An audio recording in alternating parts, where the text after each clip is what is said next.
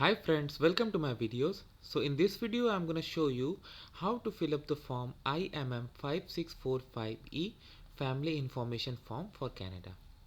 Before I proceed further, if you have not already subscribed to my channel, please go ahead and subscribe because I regularly upload videos, and if you have any concern, any question, anything that comes in your mind, feel absolutely free to ask.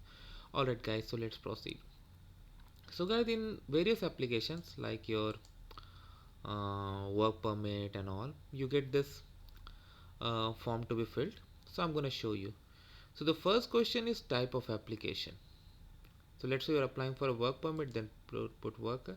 If student, put student, whatever is your case. Now all names have to be completed in English and in your native language. Now how you can do that? For example, let's say if you're from India and your native language is Hindi, how you can type here in Hindi?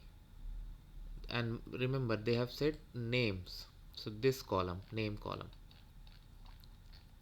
How can you do that? So let me tell you what you can do. The very first thing is to fill this form except name. So your case, suppose you are single, country of birth, you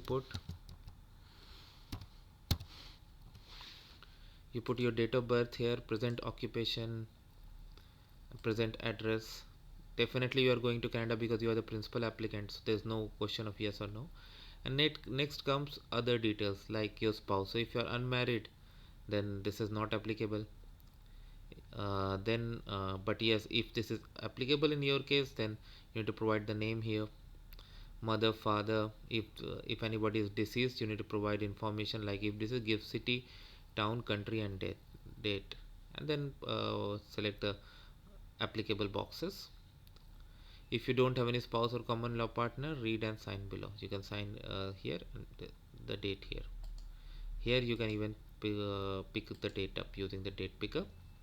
Similarly, for children, include all sons and daughters, including all adopted and stepchildren, regardless of age and place of residence. If no children are listed in section B, read and sign below. Same thing, you can put the date. You can go for like not applicable and then that's it, if not applicable. Similarly, brother and sister, include all brother, sister, half brother, sister, and step brother and sister. So based on your circumstances.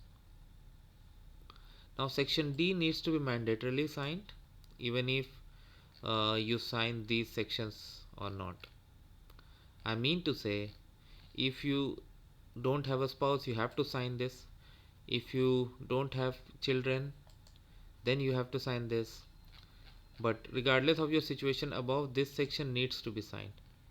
And if the space here is not sufficient, I mean if you need more space, then they have also instructed that if you need more space for any section, print out an additional page containing the appropriate section, complete and submit it with your application. Alright, so first I said that put your all the information in except name, put everything, then uh, take a printout of that page, keep it aside. Next, type names in English, take a print and sign applicable as applicable. Now the first printout that you have taken where you had all the information without uh, the names, now use a black pen and write. You can see they have instructed black ink. So now you can write using your uh, native language. So in my case, when I filled this form for the first time, I first filled the form except name, I took a printout, then again I entered the name and I took the printout, I signed both, and the first one where I had not written anything in name, I wrote the names in Hindi and then I sent, and my application was accepted and successful. So that's how easy it is guys. So I hope you like this video. Make sure to give it a like and comment, and if you have any concern, any question, anything that comes in your mind, feel absolutely free to ask. Thank you guys.